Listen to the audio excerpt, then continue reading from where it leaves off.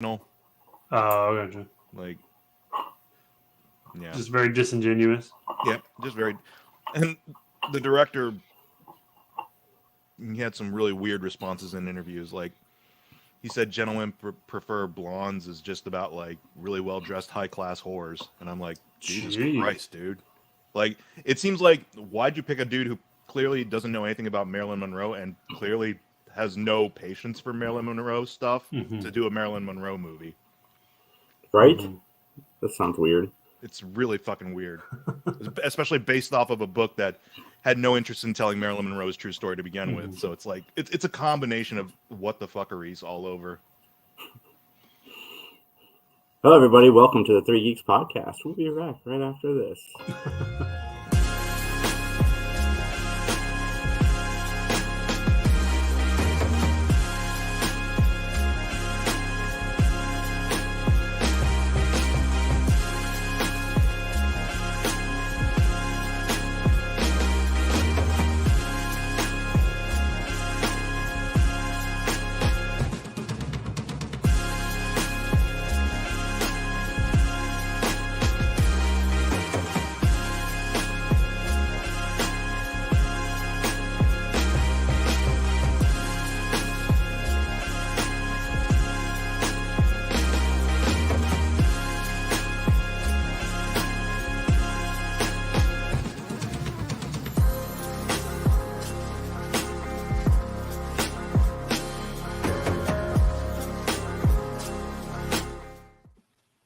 So yeah, blonde sucks. And I'm pointing at 30. So what a great opener. It's perfect. Speaking of sucks, so I found out that on Friday, movie based on Johnny Depp and Amber Heard's trial is already out and on Tubi. Already? Cast, seems- filmed, and out. is it a movie or is it like a documentary? That's fair. I could pump that up pretty quick, I imagine. I'm pretty sure it's a movie. Like they got people to actually play Johnny Depp. Yeah. I don't want to watch the trailer because I didn't want to watch the trial. So Yeah, I don't want to give that thing my time or money. Like, it's fucking ridiculous. Speaking Sorry, of something Peter. similar, I saw a trailer for the Harvey Weinstein movie, and oh my boy. God, what is happening? Yeah. I gotta say though, at least with the Harvey Weinstein movie, like they gave it some time. Yeah. The Johnny Depp thing is still in the news. Like it's still actively news. Yeah, when I say like, you know what, this is all going to make for great biopic material, what I mean is like decades later when hopefully we're too far removed from it and also like we've evolved as society tends to do, evolve or devolve, I don't know, but hopefully like I don't know, our point of view isn't as grotty as it was when the story actually broke. So ridiculous. What are we doing? Channel this into better horror movies or more horror movies. All the horror movies.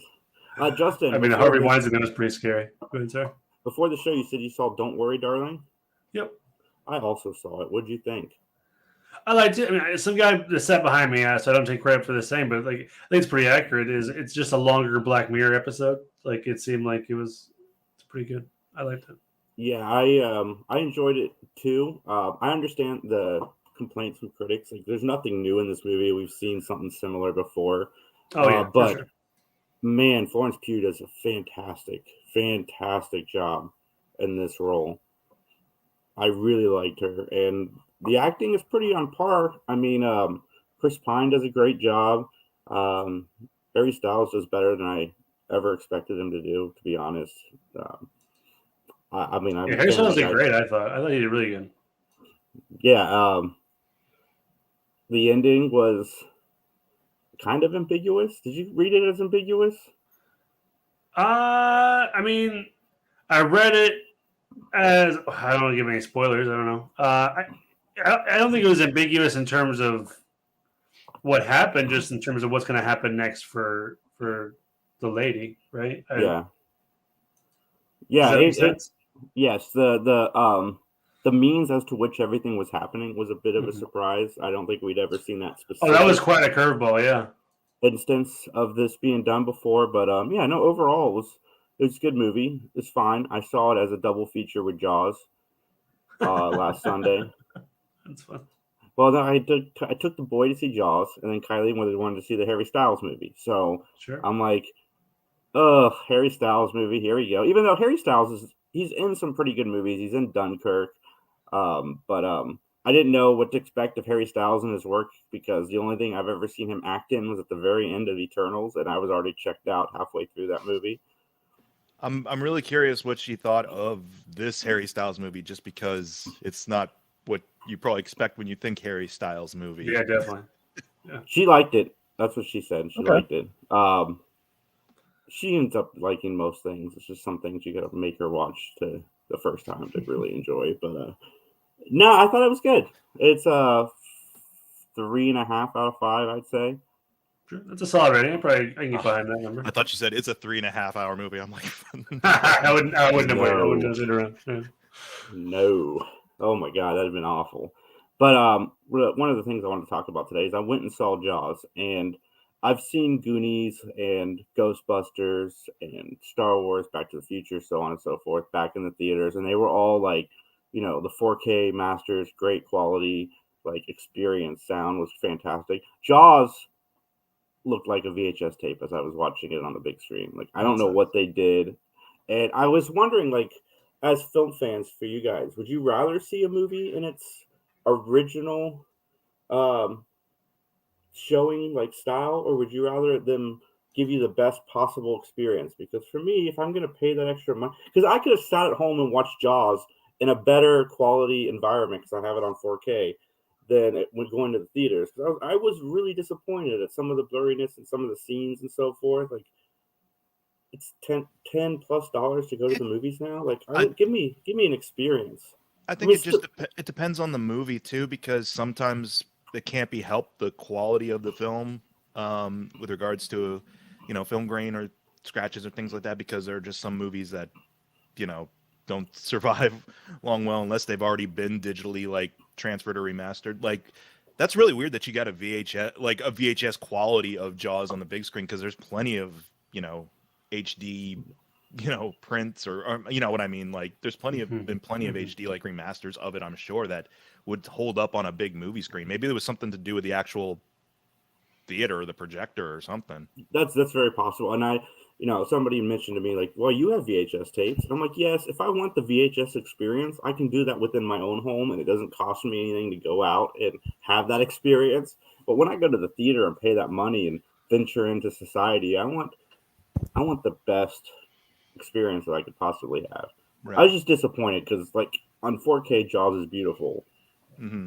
And I was taken aback. I'm like, wow. Well, stuff like that. And when it comes to, say, something like a film shot for IMAX or things like that, there are noticeable things. Like, I saw The Dark Knight when it first came out in both the regular, theater going experience and IMAX.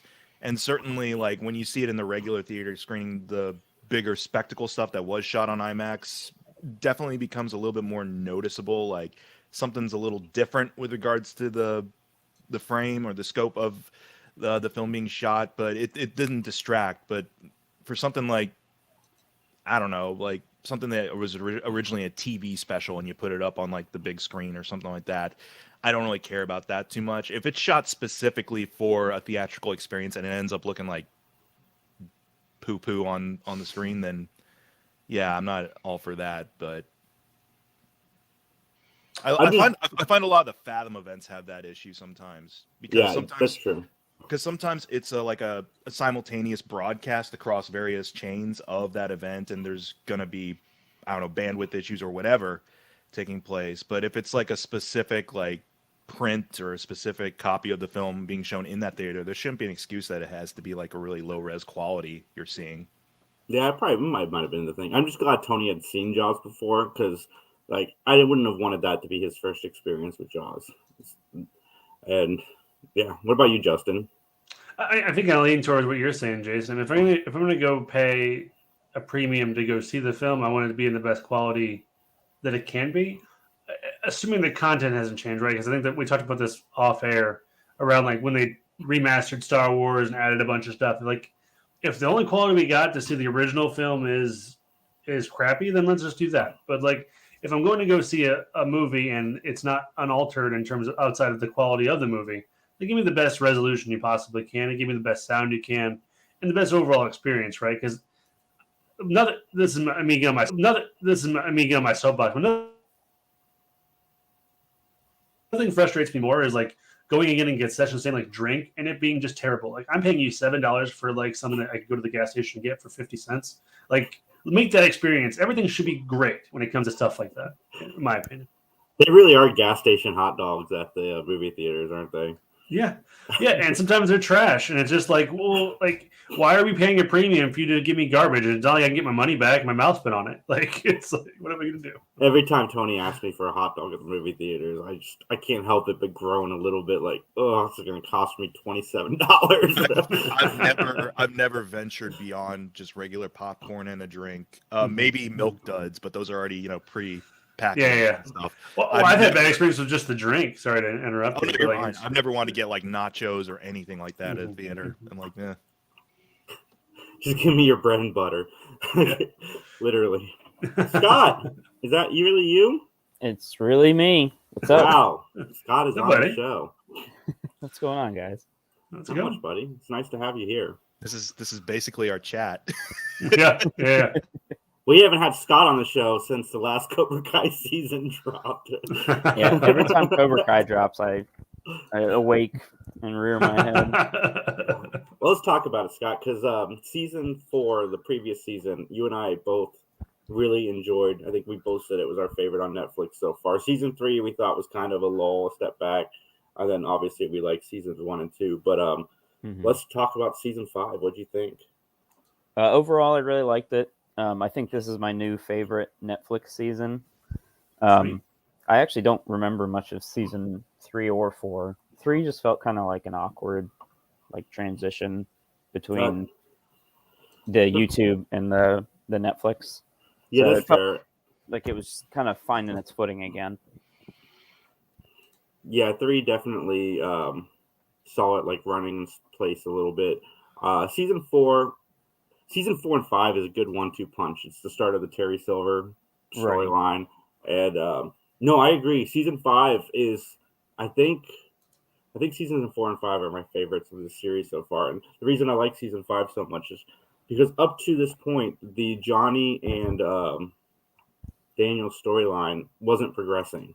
Like they were continuously teasing that they were going to become friends and work together to stop, Kreese and Silver, and then we go backwards. But with seasons 4 and 5, that storyline finally progressed. We got to see them working together and stopping this. And I really like season 5 because so much of the story just moved forward. And bringing back the lady from Karate Kid 3, I really like how they did that. One of the things I've really enjoyed about the show is how they bring back past characters and make it make sense to the story. And it was cool because she is technically his sister-in-law now, right? Cousin-in-law, I guess. It's his wife's cousin. Okay. I did really enjoy when they went to the bar because I guess she flew back to Ohio. I don't remember if that was part of Karate Kid 3, if she ever said that she was from Ohio, but they walk into a bar and there's a bunch of Browns and Ohio State, stuff all over the walls. It doesn't really look like an Ohio bar, but, I was like, oh, that's cool. And I didn't remember that aspect, but it's been a long time since I've seen Karate Kid 3. And Karate Kid and the Devil being in Ohio, we're in good company, I guess. Yeah. I haven't seen that yet either. Anyway, the only thing I didn't like about this season was the ending. I thought, they really don't need a giant fight set piece at the finale of every single season. They had already set up this big worldwide tournament that I assumed was not going to be till next season. So I didn't need them to have this gigantic, knockdown, drag out fight between every single existing character all in 3 different places. This podcast. Sorry, Scott. I'm actually on the podcast. You're on the podcast now. What's up, Max? How's it going? How's Dog Jog? Dog Jog is fucking terrible. My wife decided to torture us today, so we did get to do a 3-mile walk with the dogs. Ugh. Right. Fun. And he was murdered. And yeah, that's where I'm at. We're about to cross the finish, so I wanted to be on for the crossing of the finish line. I'm actually going to run, so we run across the finish. Hey, look at us! I haven't seen Max run since third grade. Oh snap! There it is! Woo! We did it! We did it! Such good content for our audio. For our listeners. All right, But I really like it. I will mute the mic now. Sorry about that. Sorry for my commandeering of the podcast. Max was like, somebody's talking about Cobra Kai. I got to interrupt. Yeah, he's gonna dog jog his way through it. No, it's good to see you, man. The big ninja fight didn't bother me so much, but I did like the fight with Johnny and Silver, or not Johnny, Daniel and Silver at the end though. Yeah, I like And how that they was- harkened back to everything he taught him in Karate Kid 3. it just feels like kind of like half wrapped up. Like I assume Silver's gonna get out of prison, and then you got Kreese on the run. But like it was weird. Like they break into this dude's house and place of business and assault him and his employees. But he's the only one who goes to prison at the end just because Stingray's like, oh yeah, by the way, I lied in my testimony, and the cops are like, all right, that's good enough for us. Take him away. Like it just felt kind of flimsy the way they wrapped it up. Listen. When it's Cobra Kai, we've talked about this with season 1. I think there's a certain level of like believability that you just have to accept. Right. Yeah, I one more season. I love this show. I love everything about it. But I'm all for them wrapping it up with season 6 because that's where we're at. And if down the road they want to make some Cobra Kai movies, but we don't need to keep spinning the story. Like they defeated the dojo, which is what they set out to do. The only thing left out there is Kreese. Yeah, I don't know what they're gonna do because like the tournament, like Cobra Kai and Miyagi-Do, whatever, are in, and it ends with everyone quitting Cobra Kai at the end. So I'm just like not sure how that's gonna play out. Like they set up the tournament, and it's gonna be like a one final battle between these two warring dojos to end all, and then it's like, oh, and by the way, we found out they were cheating at tournaments, so we all walk away, and now it's effectively dead, unless they introduce like a ton new characters. Like, oh, this was one of their other locations, and these kids are all assholes. Like, What if what if Cobra Kai turns into the Foot Clan and just transitions to a Teenage Mutant Ninja Turtles? They pretty TV much show. were the Foot Clan, Justin. they kind of already are. Just better at karate. They're the Foot Clan, but better at karate. Get a Master Tatsu to guest star. That's right, it'd be sweet. And have How him be awesome alive. would that be? I would watch Cobra Kai if Master Tatsu showed up. and have him have his horrible dub voice like he did in the movies. There you go. But Attack. Scott, I don't know if you know, but who was the villain in the Hilary Swank movie? Hilary was- Swank. Oh, Next Karate Kid, yeah. Next Karate Kid. That's another one that I haven't seen in a Michael long time. Ironside, I think, wasn't he? Wasn't it Michael Ironside was like the head of like the high school security or whatever? Yeah, that sounds familiar. There you go. That's our villain for the final season. I mean, Michael- they've been talking about Ironside is just a great villain all around. So yeah, She's they've been coming talking back. about her. Yeah, Yeah. they've been teasing her, not like in the show, but just like on Twitter and stuff like that. Like, oh, we'd love to have her and stuff like that. She might have already appeared. She hasn't appeared yet, but it's right. gonna be all the kids from the what's his name movie. What's the name of that kid? Jaden Smith. Jaden movie. Smith. no, Oh gonna- God, no, Will it's coming Smith just like they've already what if it's established. just Will Smith smacking people? They've already established that movie is not in this continuity. But I did like the moment where it's Chosen and Johnny, and they're comparing all of the bad things they did to Daniel growing up. Yeah. I thought Their that was really their funny. club scene was pretty fun. Yeah. Like just And then- seeing them all like hang out and be friends. And I'm so glad Michael Barnes was not an asshole. Like, come on, these people cannot still be assholes. Like every time we meet one of them, you know. Yeah. I think that was like definitely like a comedic beat where he's like on the phone. And he's like, "Oh, I'm gonna cut their legs off and blah blah blah." And I'm like, okay, he's obviously not talking about killing Daniel, but Daniel's like, "Oh, I gotta get in there. You're such a psycho, man."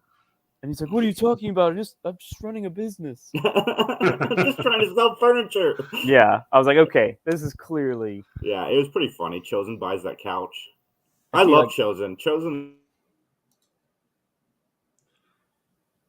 Yeah, I like he was the highlight of the season for me. I did how he like knocked out all the moving crew. That had a good like, even though I was kind of like cringing at the whole, like, this is obviously a comedic beat, like bringing back this old asshole, like the fact that Chosen like shows up and it just shows all the unconscious like dock workers, like that was pretty funny. I do got to say that Terry Silver, the guy who plays Terry Silver, like his acting in this show is really, I think it's really solid, and he's probably like beyond the actors on this show. Like everybody else is bringing like 60%. He came with like 300%. Like I really liked watching Terry Silver in this season. Yeah, no, he's good, and he's definitely like, I don't know if they're gonna try and humanize him the way they will with Kreese. Like he's just straight up a villain. So no, they won't. I mean, they've already established that he's an evil guy. Right. So we'll see. Max, Yeah, one more. I think they got one more. Just, I'm not sure he realizes his camera's still on. Sorry, Scott. I'm just making up. I'm like, oh god, I can't look at that. Yeah, no, one more season, and then if they, I don't know why my mic keeps muting. Yeah, I thought it was something for me, but you keep muting. Yeah, no, one more season, and then if they want to do movies down the road, go for it. I know that Sony announced a Karate Kid movie, and everybody from Cobra Kai came out and said we have nothing to do with that. Yeah. That's unfortunate because they'd probably have a lot of good ideas for it. I don't know. Yeah, I think they used up all their ideas in Cobra Kai. That's fair. Sony is, we all know Sony's, they come out with some awful ideas, and Cobra Kai's big. It's Netflix's like second biggest show right now, and of course Sony wants to cash in on that as much as possible, but I don't want to see it if it's not connected to these. It doesn't have to be connected to the characters, but I would like the same team to go in and do it because they've gotten the tone of what this show and what this universe should be at this point, and I wouldn't want anything else. It's probably a fucking sequel to the Jaden Smith movie. They're like, well, we can't touch the Cobra Kai universe, so we'll bring Jaden back because that worked really well for Cobra Kai. I'm not sure the Smiths are on good standing right now with anybody right now, right? Like, yeah, I don't know. But I mean, is Will Smith still an executive producer for the show? Because he was when it was on YouTube. So. He owns the rights to Karate Kid, or at least maybe if that's the case, maybe. Yeah. Yeah. But yeah, it's a 4.5 out of 5. I binged it in about 30. I binged it as fast as I could humanly binge it. Like within 3 hours, the show was done. I didn't go quite that fast. It was like 2 days for me. But it was, I think did it drop like on a Friday or something? I feel like I watched it over a weekend. Nice. I don't know. But yeah, I really enjoyed it too. I don't know, 4 out of 5. Enjoyed it. So is it confirmed the 6th is the last season? Did they already announce that? I don't think they've even confirmed another season yet. Oh, I gotcha. No, they've hinted at it. They've already filmed scenes for season 6. So as far as the creators go, season 6 is coming, but Netflix has not officially. I can't think of any reason Netflix won't renew it. Because like I said, it is their cash cow. That's why it came out. It wasn't supposed to come out till December, and they dropped it in September because they need content that people want to watch other than Stranger Things. Even though they're saying Cobra Kai season 6 will be delayed a couple years. So, they got a couple years until Stranger Things comes out. Now they have a couple years before Cobra Kai comes out. So we'll see what Netflix does in the meantime. Both these shows with like these kids just growing up way faster than they're producing the things. But I guess that doesn't matter with this tournament because it's not the under 18 All Valley anymore. All of them look like they're in their early 20s at this point, and they're still in high school. I gotta say though, the Cobra Kai kids pulled off slightly better than the Stranger Things kids pulled it off as far as being super young. Not that I didn't enjoy Stranger Things; it's just the believability that they're the age. That they are getting pretty old. Is more so in Cobra Kai. I think also part of that too is like these kids in Cobra Kai, like they're allowed to be contemporary kids, but also like in Stranger Things, you have to relegate what's his name, the guy who plays Will. You have to relegate him with that haircut because 80s. Yeah, so, Mulford. It looks good on him when he's a little kid. When he's 16, 17. Yeah, that bowl cut ain't working. That bowl cut's a little. And I know that's how a lot of 16, 17-year-olds in the 80s looked, probably, but It just doesn't fit his face. yeah, it's just like that's an almost grown-ass man with a haircut like that. Yeah. Since we're in October, has anyone watched the Dahmer thing? The Dahmer show? No, I'm not. I giving want it- to. I've heard it's very, very good because It's creepy. I watched the first episode. It's creepy. they go in with the fact of it's focused mostly on the victims, correct?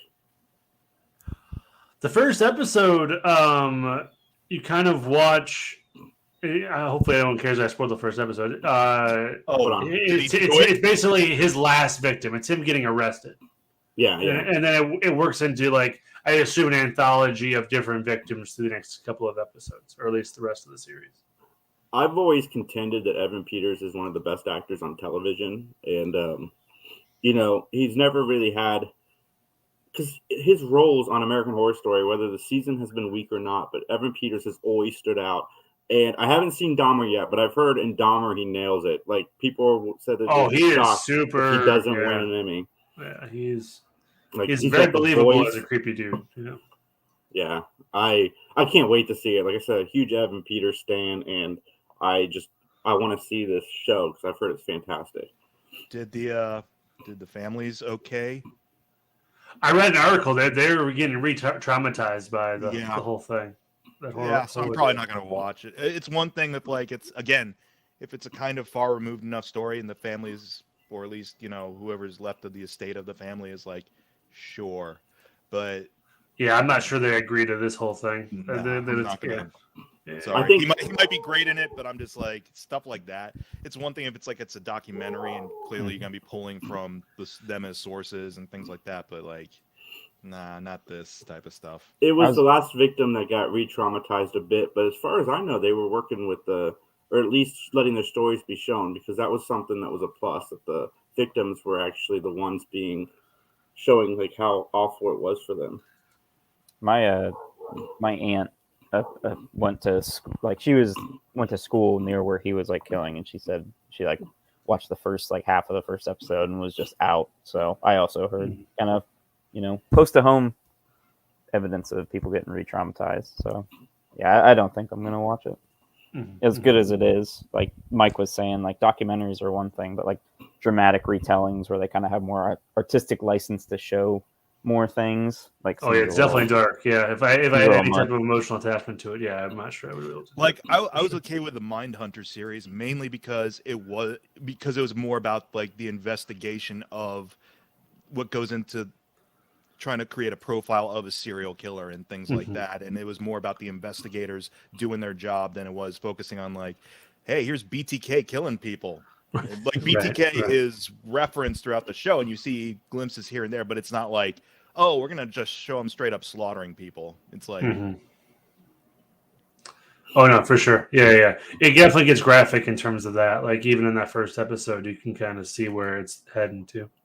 Let me know how it goes, Justin, because I think I'm going to watch it, but I'm more interested because I heard it takes place a lot in the trial, and that's the part of it I'd like to see the most. I heard that happens. Well, yeah, because that first episode, I think it's the cops interviewing him, so it's probably going through each or this. I don't know. I'm sure all the killings are significant, but it's not that many episodes, so at least the highlights of those, and then probably to your point, probably the trial. That makes sense. Cool. Yeah, let me know how it goes. What's your rating for the first episode? It's probably a 4 out of 5. I mean, it does what it's supposed to do. It's super creepy, and it's very visceral in terms of that. So yeah. Is Jeffrey Dahmer still alive? No, he got killed. He got killed in prison. I think he got killed in prison. He's definitely dead. I just don't know. I think he was in prison. Okay. But shoot, had somewhere I was going to go after you said Jeffrey Dahmer and the Dahmer series, and what's everybody watching? The Halloween started yesterday, and Phantasm on Blu-ray, the complete 5 collection, has been going on Amazon for like $200, and they finally released it again for $20 for all 5 movies. So I jumped on that. As soon as it arrives, I plan on binging the Phantasm movies. But what's everybody watching right now? I just got Bullet Train. So if anyone wants to watch Bullet Train, you can come over to my house and watch it on Amazon Prime. So I bought the digital version of it. I like Bullet Train a lot. folks. I know you did. I want to see it so bad, man. After I wanted to see it, and then like the second trailer like showed the whole movie, and I was like, oh. But then you gave it a glowing review, and you and I are pretty close on what we like. Yeah. And I want to see Bullet Train too because I like it when Brad Pitt plays that guy. Well, so I've watched House of the Dragon, and I'm one behind on Lord of the Rings. That's basically what I've been watching. I heard Lord of the Rings I got just great caught up with on- the last two. I would disagree with it's that. we're starting to pick it up. Sorry, Scott, what were you saying? No, I was just saying I just caught up on Lord of the Rings yesterday. I do not think it's picking up that well for me to get through every week. Yeah, That's fine. yeah.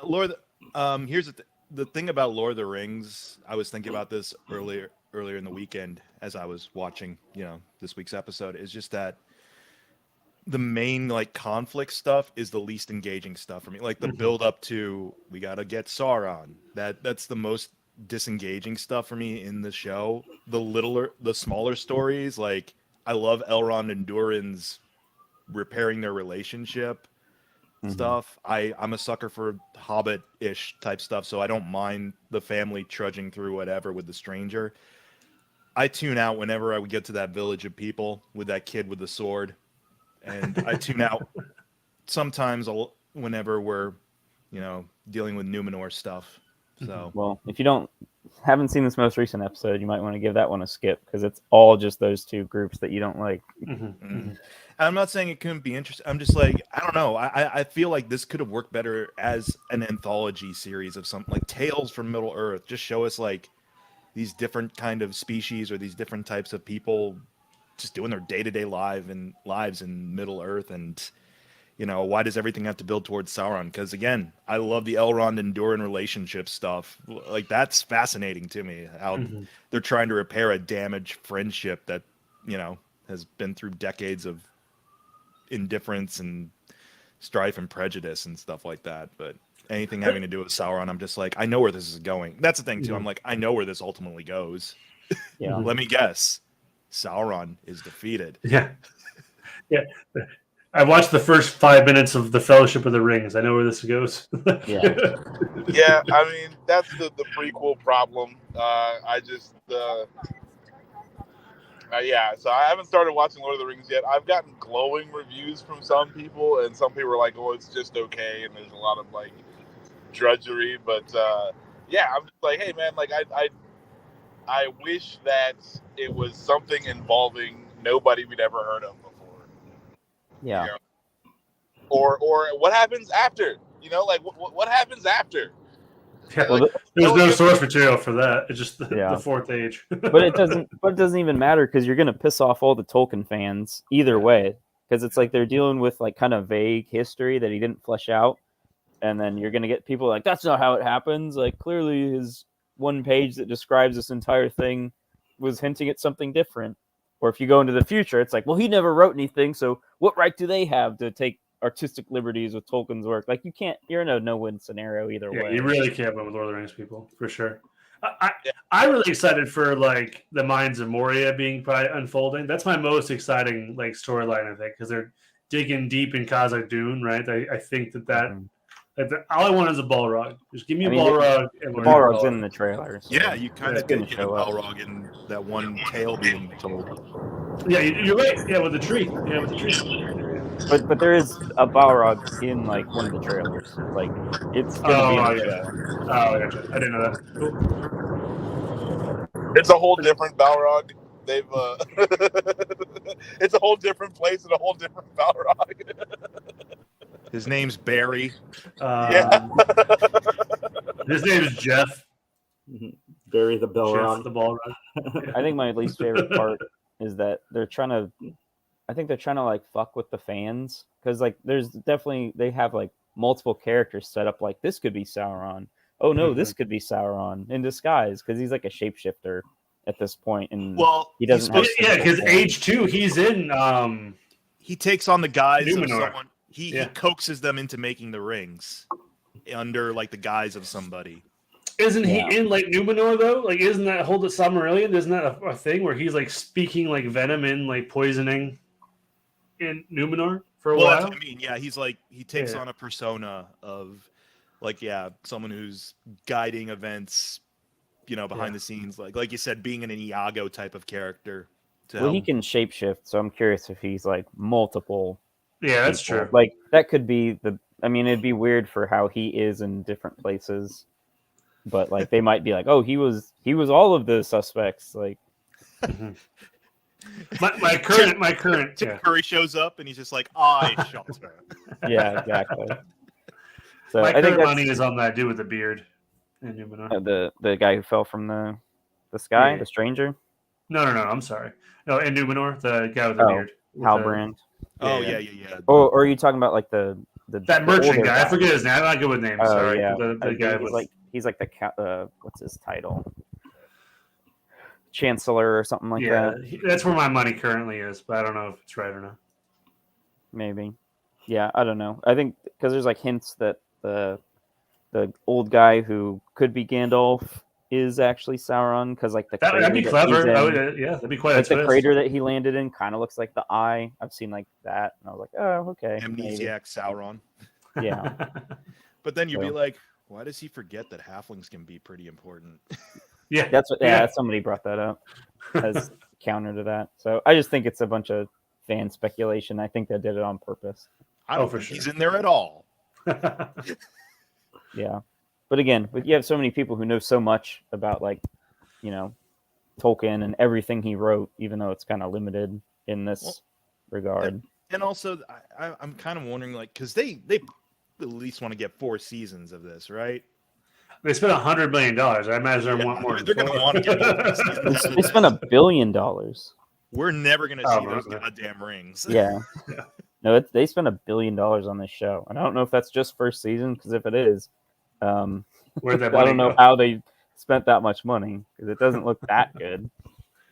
There's, I mean, if anything, I'll give it credit. It's like it's going for the Jackson scope of things. I mentioned this before, like Numenor, as much as the plot in Numenor drags to a halt for me, I love the visuals of it. It reminds me of Venice, so I'm like, Mhm. cool, I love And that. It looks a lot like what's that city's name? Gondor. So Minas- like it Yeah, yeah, Minas Tirith, Gondor. Like it looks a lot like the architecture of the movies that were in the Jackson one. So I like that aspect of it.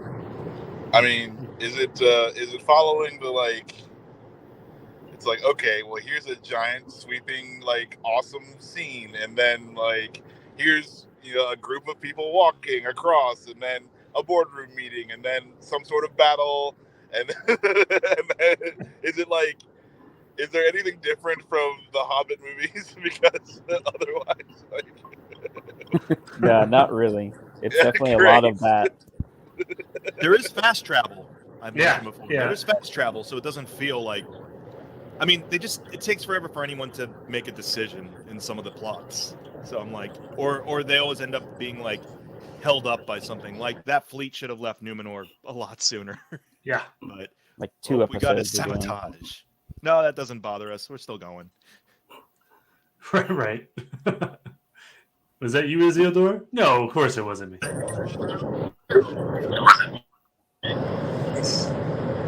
is anyone watching Andor? I watched the Yeah. first episode. I Watched didn't the mind first it. 3 episodes. Yes. I am in love with that show. I watched the first episode, and while I don't hate it, and there's not anything really like wrong with it, I just don't care. Like they've used up all their credit with this time period, because I'm like, even when they make something good, I just don't even care now. I think that's fair. That might just be burnout for you at this point. Yeah, because like you said, it's like you want to see something different. I mean, that's why I do kind of like it. Is like, yeah, it's the same time period, but a lightsaber, a stormtrooper, nothing's shown up there yet. It's just telling a story that happens to take place during this time.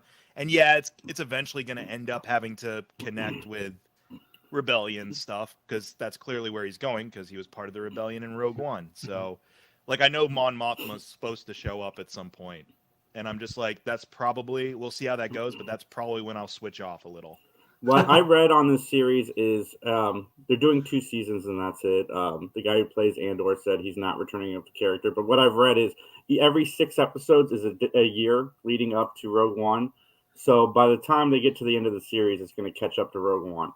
So there will be no need for this character ever again.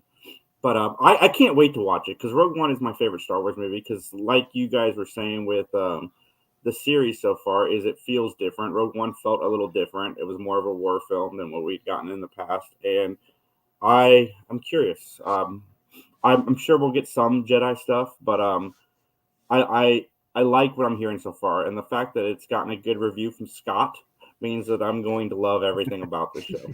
Yeah, Like anytime Scott tells me he jaded likes Star Wars heart. every time Scott says I like this, I'm like, holy shit, this is gonna be awesome. No, I mean, like, it's good. There's nothing technically wrong with it. Like, I'm burnt out. I don't care. Like, I'm just tired. Yeah, and I mean, like, also, yeah, like, this is a prequel. That guy is dead. Like, I don't really care how he got to the place that got him to the place where he died. Like, I don't really care. There was one line that Skarsgård, like, he's talking to Andor, and he's like, I'm sure you'll die fighting these bastards or something. And I was like, that's a little too on the nose. Yeah. Like, yeah, we all know, and you're just calling attention to it. Holy shit, I didn't realize this show had a Skarsgård in it. Like, I'm even more sold now. Yeah, no, he's great. He's like probably the best character in it. I'm sure they'll die fighting. Dude, the Skarsgård Yes, family, that's exactly. they're so talented. I mean, all of them. I also love too. It's left a lot of the kiddie stuff at the door. Like the droid is the most kid friendliest thing, but he's not even played up to be cute. Like I felt bad for that droid. Honestly, I'm like that poor little dude. Like Yeah, he's just getting abused. He's just getting abused, and like there's brothels in it, and Andor just straight up murders people in the first episode. And like I mentioned this to you guys in the chat, like the first 3 episodes work as its own movie. And honestly, we'll see if I can carry interest past that first movie. So I really enjoyed when Mon Mothma showed up, actually, because she shows up in this next episode, and it's not played for like, oh, do you remember who this is? It's very much just setting up like how she was a player, because we only saw her for like a second in Return of the Jedi. And then So Jimmy Smith is going to be right behind her, being like, Leia's dad. Honestly, if he doesn't show up, I'd be happy. Yeah, I I'd be think fine with. they played him up enough in Obi-Wan. I like how Mon Mothma is there, and she's like, very upper class, like very privileged, but she's like super paranoid because she's part of the Imperial Senate, and she can't go anywhere or do anything without feeling like she's being watched. So Is pretty Forrest Whitaker supposed to be in this? As Yes. Whatever his name is. yes, I he's in believe it. so. Okay. They've mentioned his name once. I might just like that just because of the fact I like the way he talks. Yeah. Save the dream. Deception. Lies. It does feel like very different tonally. Like I feel like bringing like more Star Warsy things into it, like the Jedi would like ruin it somehow. It's just Yes, so different absolutely. tonally. Is it the same tone Because- as like Rogue One? Sorta, but more of like a political thriller and less of a war film. It's like neo-noir thriller type of stuff. Yeah. Yeah. So, but I've Yeah. really been enjoying it. And the few Star Wars references have been very restrained. Nice.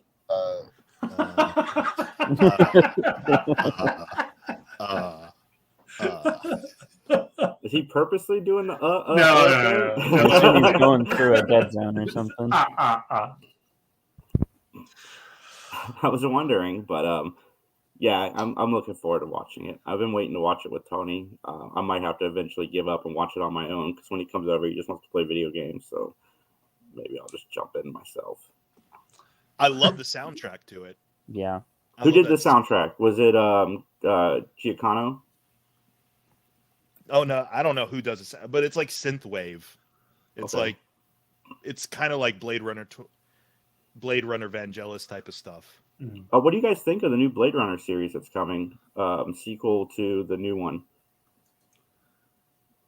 I haven't really heard much about it. I have nothing about I it. haven't heard much about it either. Yeah, it was announced, I think, a couple weeks ago. But what the topic I want to talk to before we go is we got 2 different sides of this coin. One, we got James Earl Jones agreeing to let his voice be Darth Vader for the rest of Star Wars eternity.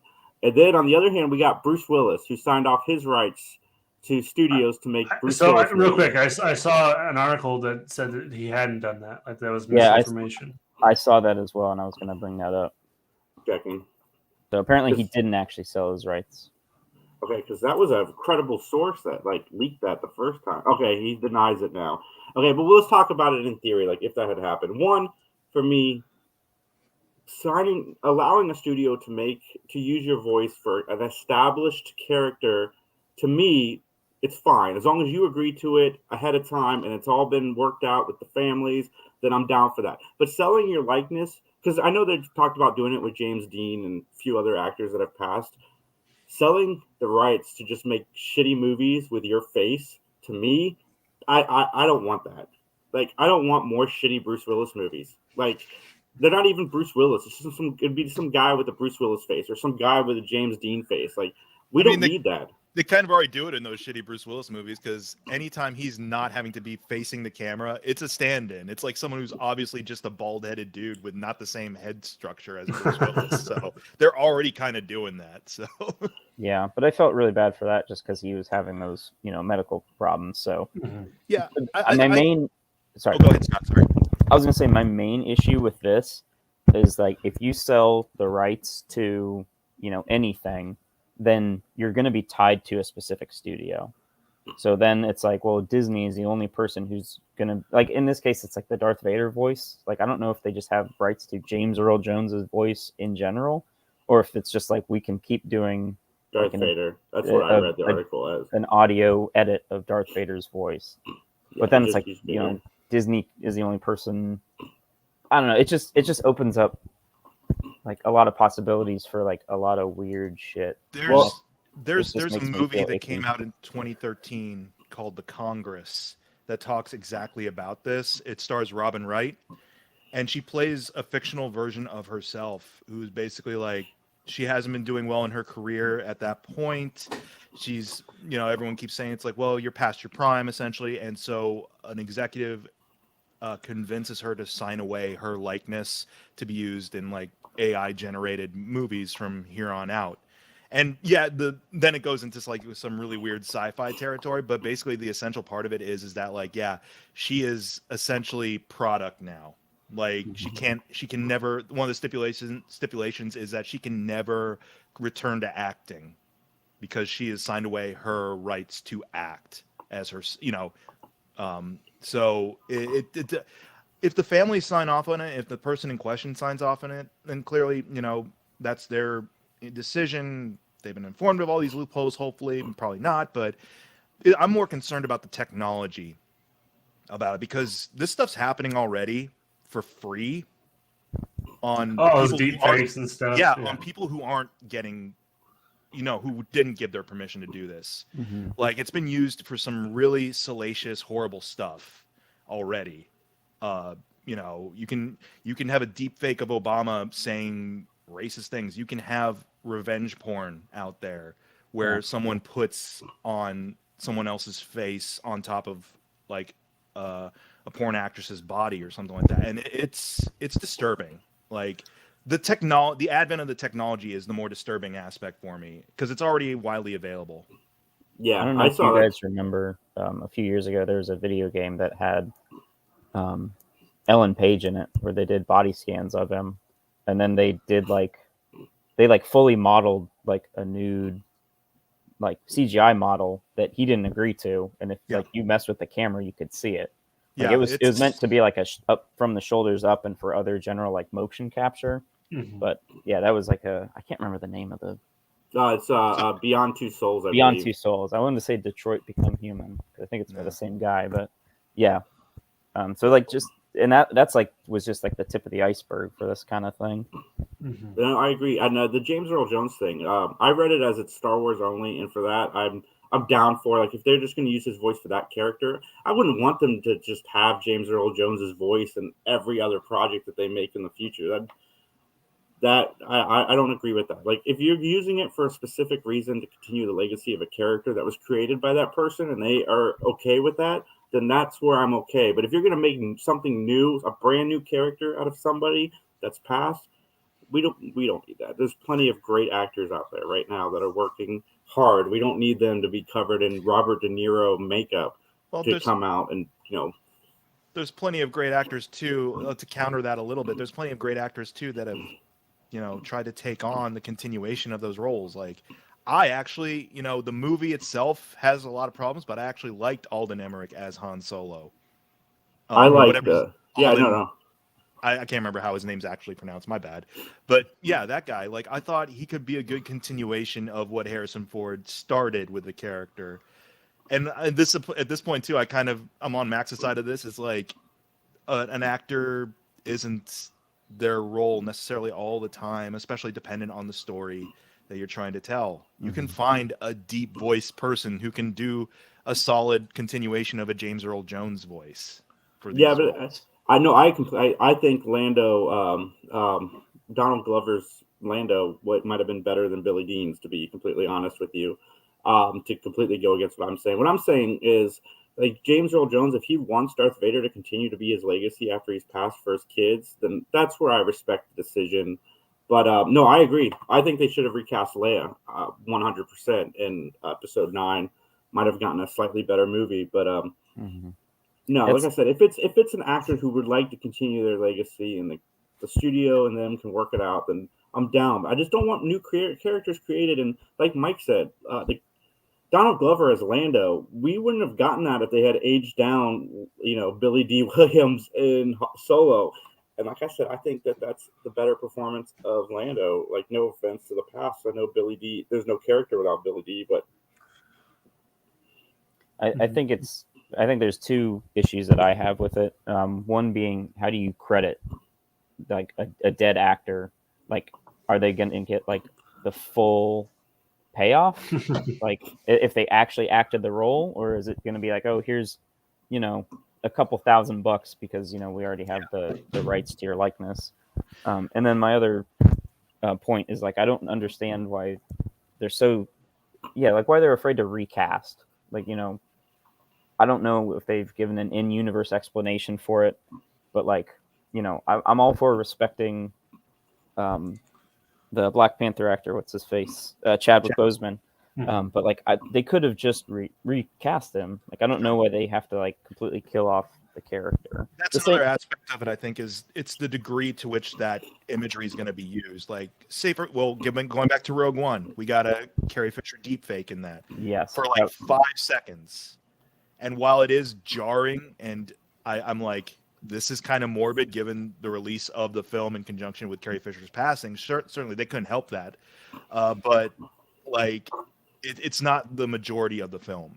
I think what Jason was also saying too, it's like, it depends on the usage of it, very much so. If it's going to be the main thrust of your movie or series, probably not a great idea. Like what they plan to do with that James, whenever they do it, I don't even know if they're going to do it anymore. That James Dean War Dog movie or whatever, where he's supposed to be a co-lead, and I'm like, Jesus. That's not James Dean though. That's Brad Pitt, for an example. Let's say Brad Pitt was playing James Dean playing in this movie. Like, that's not James Dean. That's Brad Pitt with the makeup on. And then Casey writes, "Whoa, Lando is equal to Lando. No Lando should ever be better than another Lando." That's fair, Casey. Yeah, that's true. I think Lando would agree with that.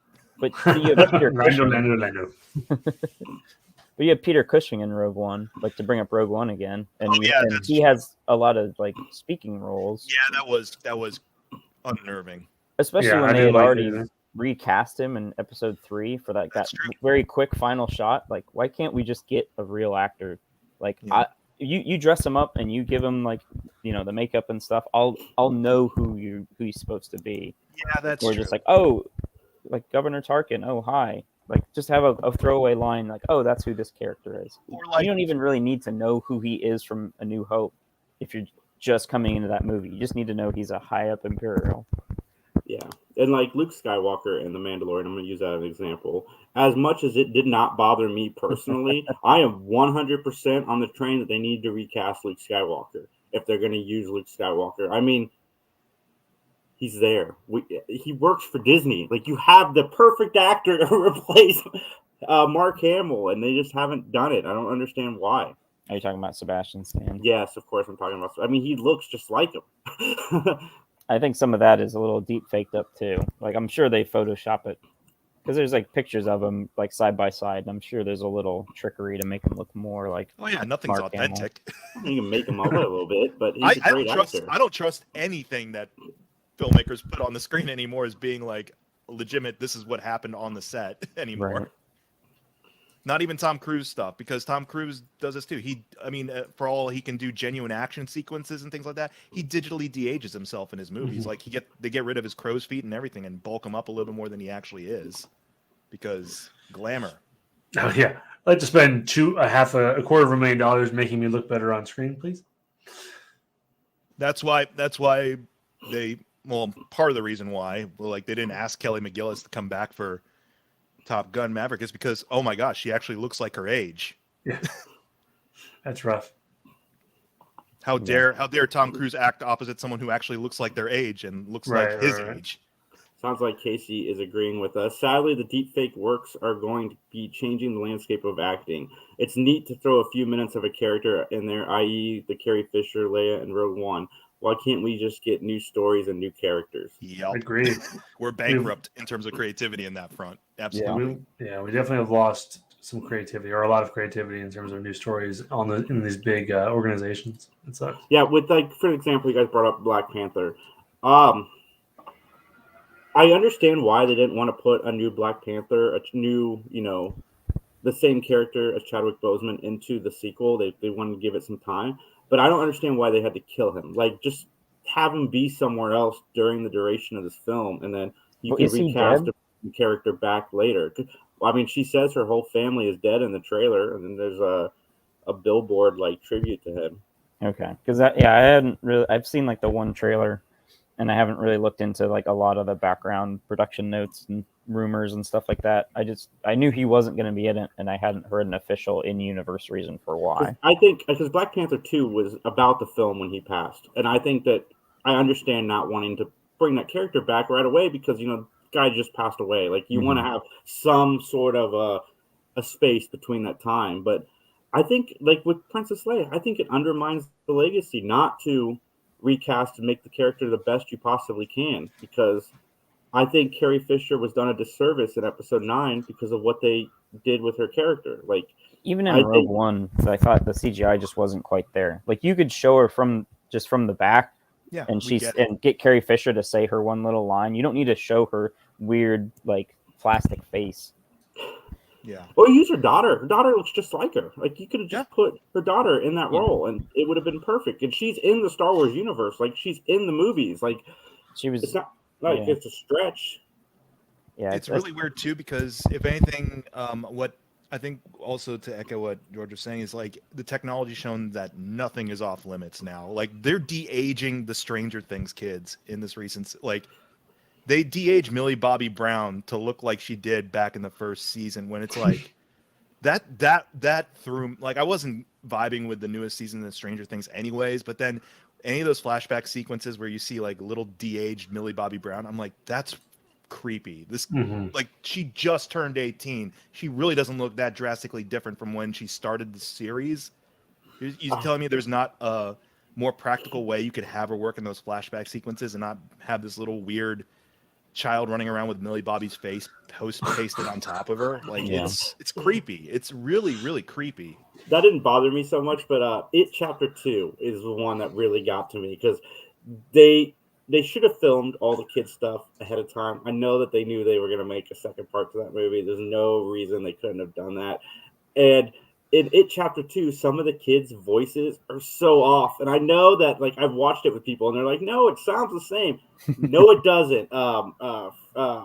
Finn Wolfhard's voice is a lot higher in Chapter 2 than it was in anything that he's ever been in. And the kid who plays Eddie's voice was super high in the second part. And that bothered me when the voices did not match the previous voices. They were just a little too squeaky. You know what I mean? If you ever go back and watch the first Harry Potter movie and then immediately watch the second, it's so drastic. It's only been a year or two, and these kids have they're at a point in their lives where they age, and change quickly. So it's almost like we watch them grow up on screen. Yeah, exactly. Which is nice, you know what I mean? I like that. But when you try to contain them in that moment in time, that's when it just becomes kind of weird. Speaking of Harry Potter, is that what's his name Ron in that Cabin movie, the Shyamalan? Did you guys see the trailer for that with Batista? Yes. No. I saw a trailer for something that had Rupert Grint in it. Yeah, I thought is that I was like, is that Ron Shyamalan Weasley? movie? Yeah, I think It so. might be. It looks good. What was Shyamalan made recently? I liked The Visit. You had and I that liked Split. the island wasn't thing where they were dying on it. Like I haven't seen old, that yet. Old. How It's was hilarious. It's not good, but it's hilarious. I watched like the first 20 minutes of it and got bored and turned it off. Like it was just so, like the writing was just so obvious. They're like, oh, you're gonna miss this when you get older. It was like Yeah. so many lines like that where they're basically staring at this audience like, you guys saw the trailer, right? I No one- don't know. I mean, No one talks like a human in that either. Yeah. So it's, who- that's another example though, because I'll give them credit on this. They don't like deep fake people to look younger than what they are in that movie. They just get actors to look older, yeah. or they just get people to convincingly look good in makeup. That Age up the kids, guys. We have these short old people running around. well, you know what I mean. Like there's a point with the younger actors in that movie where you could have just had like one kid play two different ages or something like that, or things like that, or you could have had like one of the older actors as they naturally look right now at their natural age. You could have had them look younger, but it's just like, nope, let's just get older looking actors. Let's let this kid look like he's going to be Stanley Tucci later on. Nice. I want to see it. I haven't seen it yet. But the one thing about M. Night Shyamalan, whoever does his trailers, they do a fantastic job of making you want to see the movie until you see M. Night Shyamalan, and then the hesitation creeps in. But because I thought that Cabin in the Woods movie, I thought it looks pretty good. But then you see M. Night Shyamalan, you're like, oh, maybe it's got like a 33% chance of being good. I mean, I'm not when I go to a Shyamalan movie anymore. I'm just kind of like, I kind of know what to expect at this point. I just hope I'm entertained either in terms of, oh, you know what, that's surprisingly suspenseful and effective, or entertained by, ha ha ha, that's stupid. Right. Like, I know I'm getting either one of those. So, Well, everybody, we've said it all. I want to shout out Casey, who was in the comments today. Casey's a good friend of the show. Check out the Scene Snobs every Tuesday at 9 o'clock and Friday mornings. They're doing a morning drive show, so definitely check that out. We are the Three Geeks podcast. It was really nice seeing Scott on today. We hadn't seen Scott since, like I said, the last Cobra Kai episode. So we'll see Scott again when season 6 drops in a couple of years. So I'm looking forward to Scott coming on again. Cobra Kai is the show that brought Scott and I together because we don't agree on much of anything else, but we do agree on that. That's very true. oh, you love Picard, admit it, Scott. You're right.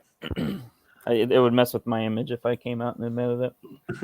Oh, I'll come back to bash on season 3 of Picard. I know I didn't really come back to bash on 2, probably because I only watched about 2 episodes. At least before they're I letting checked them out. play their age in that show. A Yeah. bunch of old folks hopping around the galaxy. I don't know, man.